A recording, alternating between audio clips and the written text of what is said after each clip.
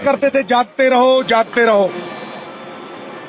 अब चौकीदार पूरे हिंदुस्तान के सरकारी बैंकों का पैसा अमीरों को देके कहते हैं भागते रहो भागते रहो भागते रहो।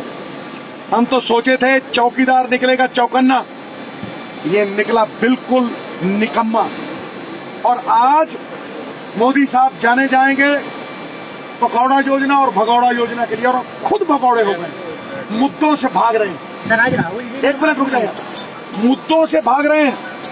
अब 2 करोड़ नौकरियों की बात नहीं होती, अब गंगा साफ करने की बात नहीं हो रही, उन 364 संकल्पों की बात नहीं हो रही, 15 लाख रुपए जो गरीब की जेब में डालने थे उनकी बात नहीं हो रही। अब राष्ट्रवाद की शरण में चले गए हैं मोदी जी। और राष्ट्रवाद, ये कह सकते हैं राष्ट्रवाद जिन्होंने सारी सरकारी कंपनियां मार के अंबानी और अडानी को लुटा दी। मैं डंके की चोट पे कहता हूं कि इन्होंने बीएसएनएल को मार के 5,50,000 करोड़ रुपए की कंपनी का जो कॉन्ट्रैक्ट है 4G जो सरकारी होना चाहिए था, सरकार को मुनाफा आना चाहिए था, वो जियो दंदनादन को दे दिया।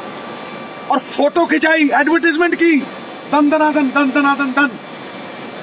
नोटबंदी रात को अनाउंस की, सवेरे पेटीएम के साथ फोटो खिंचाई। आज मोदी जी को बताना चाहता हूं, राष्ट्रवाद की बात करते हो मोदी साहब, तो सुनो, इस देश के ऊपर 64 साल में 50 लाख करोड़ रुपया कर्जा था। तुम्हारे 4.5 साल में 32 लाख करोड़ कर्जा बढ़ा दिया तुमने। पहले एक साल में औसतन 60 से 70 हजार करोड़ रुपया कर्जा बढ़ता था। अब तुम्हारे इस कार्यकाल में 6 लाख से ऊपर प्रति साल भारत के सर के ऊपर कर्जा बढ़ रहा है।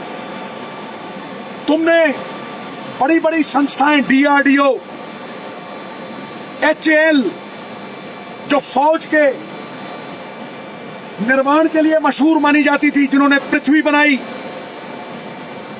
जिन्होंने आकाश बनाई, ये सब मिसाइल्स हैं, जिन्होंने अग्नि बनाई, उनके हक को मार के 60-60 हजार करोड़ के कॉन्ट्रैक्ट तुमने अंबानी और अडानी को दे दिए। मिसाइल बनाने के कॉन्ट्रैक्ट तुमने अंबानियों को दे दिया, अडानियों को दे दिया। तुमने इनको 1240 एकड़ जमीन 40 करोड़ की दी सीमेंट प्लांट लगाने के लिए, और इन्होंने 5,000 करोड़ की बेच दी बगैर सीमेंट प्लांट लगाए। तुम इन बातों से मुकरते हो। 17 लाख करोड़ रुपया NPA हो गया है कि सरकारी बैंकों का पैसा लेके अमीर भाग गए।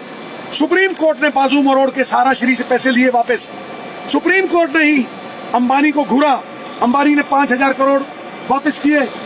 क्या बात है कि 17 लाख करोड़ रुपए लेके ये चले गए। सिर्फ सरकारी बैंक ही है, प्राइवेट बैंक से 10% रुपया गया है। दोनों पार्टियों ने कर्जे माफ किए हैं। तुमने अमीरों के 3,25,000 करोड़ माफ किए इंसेंटिव के नाम पे, और कांग्रेस ने 72,000 करोड़ रुपया गरीब किसानों का माफ किया है। तुम बात करते हो राष्ट्रभक्ति की, ये आंकड़े हैं मेरे पास मोदी साहब, ये आंकड़े हैं मेरे पास। पेटीएम मुनाफे में SBI डूब रहा है, जियो मुनाफे में BSNL डूब रहा है, प्राइवेट एयरलाइन मुनाफे में, और इंडियन एयरलाइंस डूब रही है। तुम बता दो, तुम ही कहते थे ना खाऊंगा ना खिलाऊंगा। अरे जम के खाया और डट के खिलाया। तुमने ठोक के लूटा, और किसी ने विरोध किया तो तुमने डट के कूटा। तुमने लोकतंत्र को डंडा तंत्र बना दिया, गुंडा तंत्र बना दिया, ट्रोल तंत्र बना दिया, भय तंत्र बना दिया। भय के ऊपर राज कर रहे हो तुम। पहले हिंदुस्तान गोरे अंग्रेजों से लड़ा था, जो इस देश को डिवाइड करते थे और राज करते थे। और ये देश वोट डालेगा काले अंग्रेजों से मुक्त होने के लिए। तुमने इस देश को अमीरों का गुलाम बना दिया। 99% घरों के बाहर चौकीदार नहीं खड़ा होता। नहीं, अभी मेरे बोलने की बारी है गुरु। पहले ये जवाब दें, ये जवाब दें इन बातों का। इन बातों का कोई जवाब हो।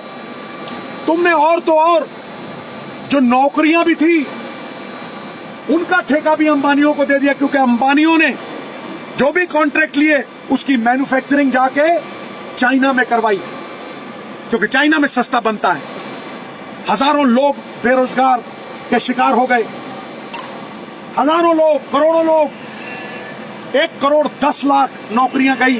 तुमने कहा मेरी 8.2 जीडीपी है और नौकरी 8.2 जीडीपी में सिर्फ 8 लाख 5 साल में, तुमने कहा था 2 करोड़ 1 साल में।